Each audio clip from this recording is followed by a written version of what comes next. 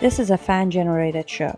If you would like to support us, please go to jamieglazoff.com, and also don't forget to subscribe to our YouTube channel. All your support is greatly appreciated.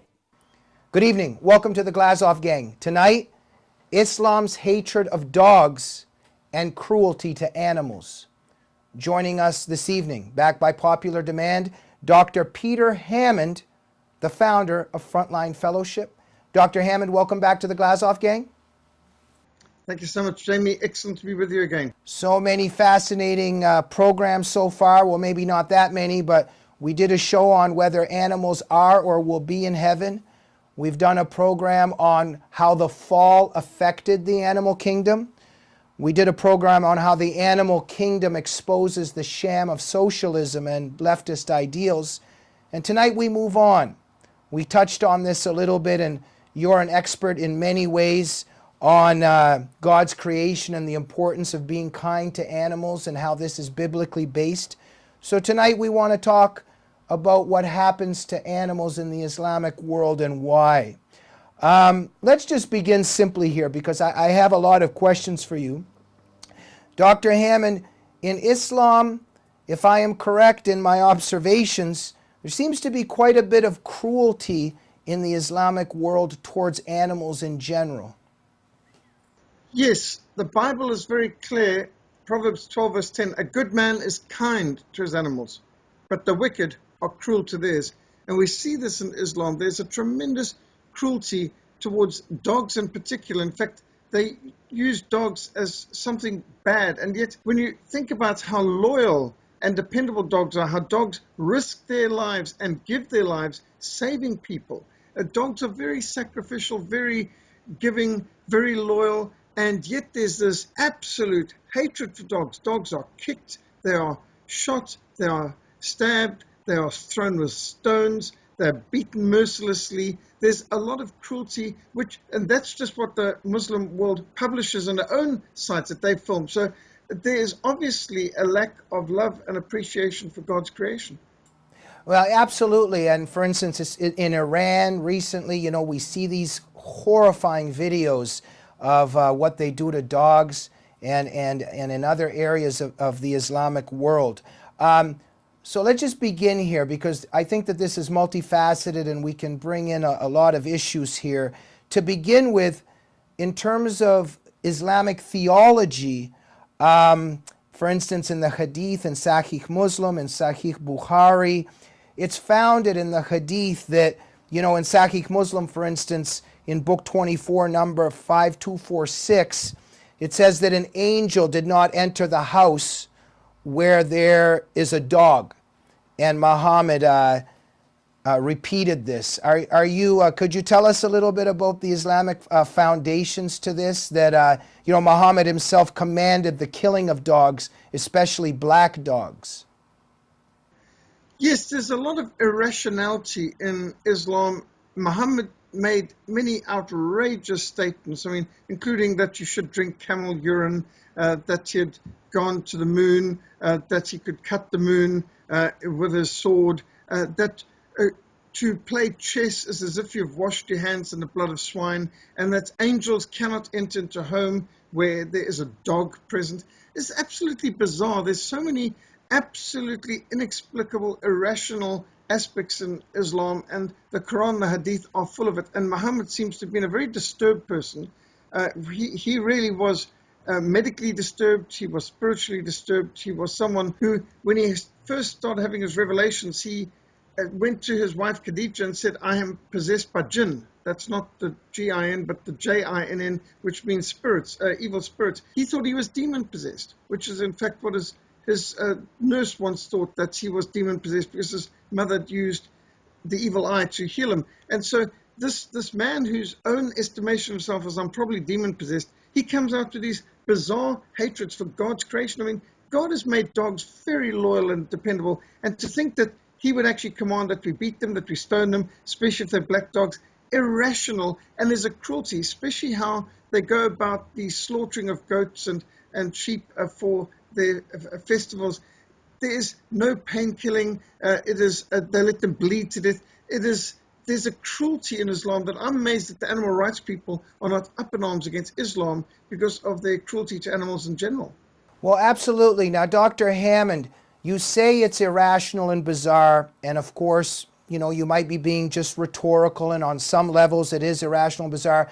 But if you mention, for instance, demons and that there's something spiritual here, what I want to get to is perhaps this is not bizarre and irrational at all. Because if there are demons involved, if we do believe in good and evil, and if there is an entity as Christians that we might believe in Satan, then perhaps there is an interest that an evil power might have, not in waging war on creation, not just in abusing women and killing Jews and killing Christians, but also going after other elements of God's creation, right? So I want to get to this here. So let's just begin with this here. Hypothetically, and as we've said, if we are Christians and we do believe in a battle between good and evil, and dogs are so loyal and so loving, let us hypothetically say, as believers and as Christians, does it make sense that Lucifer would hate animals and especially dogs? Yes, definitely. We can see this by the fruit of where people are under bondage to Satan, demon possession, animism, witchcraft, voodoo. You can see there's always cruelty to animals, cruelty to people too, of course, but it's almost like they practice on the animals. And to be cruel to those who are weaker than us, it's an incredibly evil thing. It's to be worse than a bully. And you can see how a person is in the worth of their faith by how they treat those weaker than them and those in their power and those that are not able to retaliate. So yes, I see something deeply satanic, very spiritual. What we're seeing here is a satanic hatred for that which God has created and which God has created loyal and which often shows us up. People say a dog is man's best friend. Notice dog in English spelled backwards as God. And there's something very wonderful about these dogs, how they are so sacrificial and concerned for their master and their neighbors and those that they consider part of their pack. So yes, I would see the fingerprints of Satan here in how his followers are so cruel to animals. And that's the biblical definition. A good man is kind to his animals, but the wicked are cruel to theirs. Right, and just for our audience, just so they know, Dr. Hammond, you are also a pastor among many other things that you do, correct? So this is the religious view that you have as well through the Christian viewpoint. I'm a missionary, and for the last 34 years, I've been running Frontline Fellowship as a mission to war zones, restricted access areas. I've ministered, especially in Muslim areas. I've specialized in Islam. I've worked in North Africa. I've worked as far afield as Sudan, Nigeria, and the Congo, and come across Islam face up. So I've gone door to door in the Muslim areas. I've been in the Muslim homes. I've been bombed by the Sudan Air Force. We have been targeted by them. So yes, I'm coming at this from perspective someone who travels in Africa amongst wildlife, and I'm someone who works amongst Muslims, and I've studied them, and I've been doing this for 3.5 decades. So yes, that's the perspective. This isn't just an opinion. This is a conviction that comes from many years of experience amongst them. And what I want to stress here as well is we're always, the people who try to tell the truth about Islam and Islamic ideology, the left engages in this slander that it's somehow a hatred of Muslims and Muslim people. And I think before we continue our discussion, that this is absolutely not true. And your life bears it out, that we are aware that it's, whether it's thousands or tens of thousands, hundreds of thousands, millions of people born in the Islamic world that are considered quote unquote Muslims, but they were never given a choice whether they wanted to be Muslim or not. And many of them are peaceful, wonderful people, and we love all of them. We love all people, but what we're concerned about are the people who follow Islamic ideology to the last I, cross the last T, and then, support and become complicit in Sharia and jihad. But these are completely two different things. Can you touch on that for a minute? Yes, I certainly do love the Muslim people. That is why I've devoted so much of my life to reaching Muslims for Christ. And there are many people who come from a Muslim background who are now not only good friends, but brothers in Christ.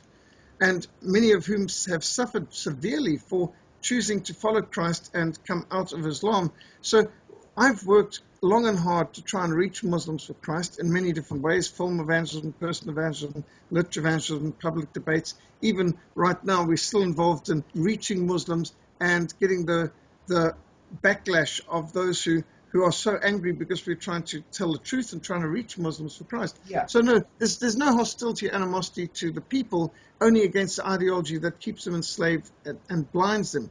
We love Muslims. We want Muslims to come to Christ. And many Muslims appreciate what we have done. And also, I would also add that maybe there are others who don't have your specific mission, but of what I've witnessed with my own eyes, people like Pamela Geller, Robert Spencer, David Horowitz, Bridget Gabriel, Nani Darwish, such wonderful, beautiful people who work against Islamic supremacism, but they're also working on behalf of honor-killing victims and victims of acid attacks and forced segregation, forced veiling. And myself, that's part of the counter-jihad movement, we are fighting on behalf of persecuted Muslim people who suffer under Islam. So it's such a slanderous thing to say that those of us that are in this battle somehow, quote unquote, hate Muslim people, when in fact a large part of our work is trying to help and protect Muslim people. Exactly. And Socrates said many years ago that the proof that you've won an argument is when your opponent starts to attack you. Because if they had an argument, they'd attack your argument and give facts. When they start to resort to name calling against you, it means they've acknowledged they've lost the argument. And so Right. it's pretty sad that liberals never seem to want to deal with the issues. They want to rather attack the messenger. Yeah. So Dr. Hammond, let's get back to the discussion. And this is the thing, that there's a lot of people that are uncomfortable with discussions like this, and you know, they don't want you mentioning Jesus Christ, or you shouldn't talk about Satan, etc., etc. But I feel, myself as a Christian, if we are Christians and there is the reality of evil, and if evil is active, then sooner or later these things need to be discussed, whether they're politically correct or not. So my position is, if there is an entity that forces Christians to get on their knees solely because they're Christians and to be beheaded, yes, I see a spiritual component there. When Jewish people had genocide perpetrated against them during the Holocaust, I see something spiritual there in the sense of evil. And these things need to be discussed. So I'm saying some of our audience members that maybe are not religious or have not as the Christian persuasion, then not every show is going to be about this, but as Christians that are facing evil in the world and facing persecution, I think sometimes and often discussions like this are important. So Dr. Hammond, having said that, let me just say where I'm coming from, why I value your opinion so much on this and your viewpoint and experience. Many years ago, as a young fellow, which I guess was quite a few years ago, but I remember I was watching a video of the Holocaust, and they were showing the Jewish people being led into the gas chambers. And I started thinking, you know, there has to be a spiritual component here. It can't just be a coincidence. Because if there's God and evil, then God is not doing this. So it must be, if we believe in Satan and in Lucifer's interest to be killing Jews and to attack Jews. And we saw this attempt to annihilate the Jewish people during the Second World War. And as a Christian, I see that as evil. Now we see this attempt to annihilate the Jewish people again, this time through Islam. We see the hatred of Christians in Islam. We also see the hatred of women in Islam. And in all of these realms, because I study it and I'm very interested in these things, I think we could all explain it, and we could have a show on this. Lucifer's hatred of women, of the Jewish people, of Christians. But now what this show is focusing on is, arguably, it's not a coincidence that there's a cruelty towards the animal kingdom. Now, I'm sorry that you're the guest and I kind of went into a little lecture there, but with my loaded lecture, you please take the torch and give us some of your wisdom.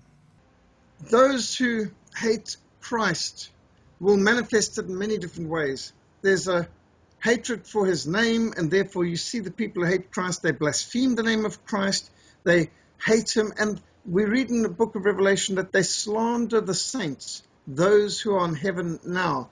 And you can also see how Hollywood, for example, does so much to slander the saints, to slander those who are real believers, including those who are in heaven now. The saints of long ago, our ancient fathers, our spiritual forefathers, the heroes of the faith, the martyrs, the reformers, the people who have given their lives for the faith. They did not love their lives unto death.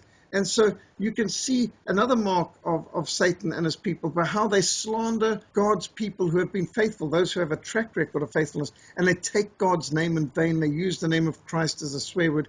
So we can see the fruit of those who hate Christ, the damage they do to God's creation, the hatred they show for God's loyal, loving, and dependable parts of creation, such as dogs, who honestly show us up in shame. If we were as loyal to God as our dogs are to us, then we would be better than we are. But many people are not even, they often use the term of dogs as though there's something bad about them, and yet dogs in many ways are more loyal and more dependable and more self-sacrificial than we are, and yet people treat them as though there's something wrong. So yes, I see in Islam, as I see in the New World Order and communism and Hollywood, a hatred for Christ, his people, and his creation. Right, and we know that evil, it hates innocence. And I think it's no coincidence that we see the infanticide, we see the sacrifice and killing of children by Hamas and by Islamic Jihad, that it's absolutely no coincidence that children are also a target, correct? Oh yes, especially when you think of the targeting of children. Some people of your listeners and viewers may have seen the Abortion Matrix, an excellent film made by Eric Homburg, where he documents how many of the abortionists are also Satanists, Wiccans, and members of occultic covens. And he shows how there are actually some abortion clinics, abortories, where they're exactly the same people as the people running the local covens and witchcraft Satanist dens. And so, yes, there is this desire to sacrifice what is most innocent, such as children made in the image of God. I do see an occultic picture through this. Those of us who look at the old Roman Empire and think, blood sports, how could they have been so evil as to have actually gone to see people being killed in their arena? Well, those who hate God love death. And we see it today too. Is that not in our Hollywood tradition now? People think that watching blood-spattered horror films is entertaining. Well, we also have blood sports today, do we not? And we also have human sacrifice, such as an abortion. So I think we might be a more bloody society and culture than even the Roman Empire was at its worst. Thank you, Dr. Hammond. Let me ask this. In terms of halal in Islamic law, we know that it's, there's quite a bit of sadism and viciousness involved in this. The animal's neck is sliced. It's suffering and agony, bleeding to death. In the Western tradition, meanwhile, it's more humane. There's more humanity. The Judeo-Christian tradition, the foundation that it inspires here and sanctions of lessening the suffering of the animal. So we have these two different images here of how these two different traditions deal with this issue. What would you say to that? Yes, one takes no delight in the death of any of God's creatures. We are not vegetarians. Since the fall, the eating of meat has been allowed. Well, actually, for human beings, the eating of meat has been allowed since the flood, and Noah was particularly allowed afterwards. We do not blame the carnivores for eating herbivores. There's a creation order, and we see that. But all the same, we would never want to cause pain. We'd certainly never want to be cruel or torture animals. And yet in Islam, we see under halal, they require this bloodletting, which makes the animal die a long and painful death. It is cruel. And so I oppose Islam on many levels, but especially on this, that it is cruel to animals. And people who want to support halal food are not only sponsoring Islamic jihad and Islamic dawah, which is their missionary evangelistic aspects of promoting Islam, because halal foods have a certain amount of money that has to be paid to get that certification, but also job preservation for Muslims, unfair employment practices because a Muslim has to prepare and package the food that's halal, but also that we're funding evil. And when it comes to animals, that it's cruelty. So yes, I believe it's vital that we oppose Islam on the cruelty aspect. Thank you. So let me just follow up on this a bit here. In terms of this halal slaughter, we know that there's this chanting to Allah and a tremendous cruelty here. And I think it could be fairly be said that there also appears to be this sadistic impulse, this lust almost for the suffering of the animal in these rituals. What would you say about this cruelty and this malice that's involved in this?